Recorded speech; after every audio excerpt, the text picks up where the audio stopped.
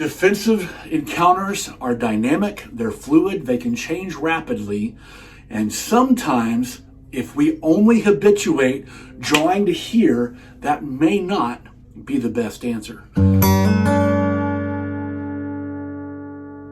Welcome back, REDHAWK family, and today's video was inspired by my dear friend Guy Austin, who asked the question, why might low ready be a good idea? Now, I believe he was asking that so that would prompt me to talk about that which he already knew. But just in case, I wanted to answer the question for everybody, why might drawing to low ready be a good idea?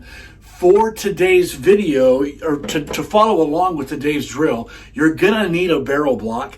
And the good news is you can get your very own barrel block by going to blocksafety.com, BLOK safety.com. You get 15% off your order, and you're all out of excuses as to why you shouldn't be dry firing properly. I believe this is the best way.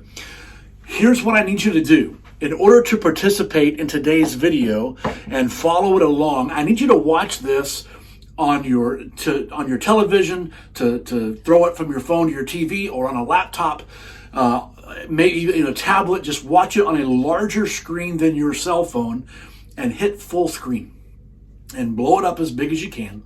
And then take your barrel blocked handgun and I want you to draw it to here. Go ahead and take it out of your holster, make sure you're barrel blocked, and draw it right to here. And then be super honest with your front sight right here on me. What can you see about me? If I'm posing some sort of a threat and I've been reaching in my pocket, you see a weapon-shaped thing in my hoodie or in my pants pocket, and you have your front sight here. Don't let it leave. Keep your front sight here. What can you see my hands doing right now? Can you see the slight movements of my hands? Can you see how my hands are raising? Or is your firearm and hands in the way? Now, lower your firearm to low ready. What do you see? Edge weapon, pepper spray. I could have gotten out my handgun. In fact, I want to show you this. Let me safely holster mine while you safely holster yours.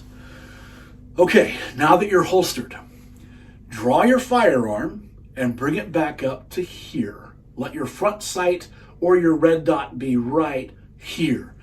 Keep it there. Be super honest. How much of this motion can you see me do with your firearm in the way? Now lower it. What do you see? Now, I went very slow and very methodical to get my gun out, trying to not move. Let's try it now. And I know this video doesn't work unless you're following along, but let's try it now. Put your front sight right here again on your TV, your tablet, your larger screen. Put your front sight right here. Leave it there. And tell me, with your hands and firearm in the way of the rest of me, tell me what you see. Ready? 3, 2, 1. What'd you see? You might have heard, depending on my microphone setup, you might have heard my firearm clear the kydex, but what did you actually see? And can you count on yourself being able to hear that when it matters most? On your very worst day with diminished vision because of tunnel vision and more selective hearing and auditory blocking, are you going to be able to tell exactly what's going on? This is why there are moments when I believe drawing to low ready can be a better setup for your defensive scenario than coming up to here, where now I can't really see this area. But if I draw to low ready and I'm watching a potential situation unfold, I am muzzling no one, my firearm is indexed, and if I need to put my gun into work, I can do that very quickly.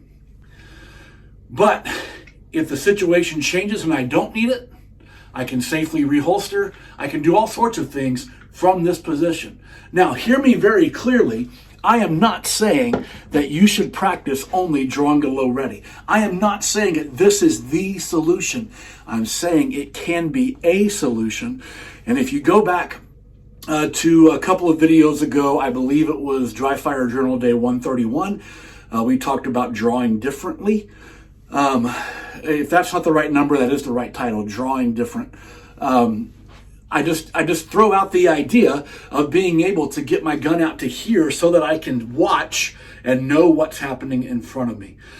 Defensive encounters are dynamic, they're fluid, they can change rapidly, and sometimes if we only habituate drawing to here, that may not be the best answer. So it's something to think through, something to work out. Come back tomorrow and we're going to talk about if you carry a pistol mounted light, and by the way, I really think you should. If you carry a pistol mounted light, we're going to talk about the need to get the gun out of the holster and get that light ignited quickly. So come back tomorrow and I'll see you then. Have a good day.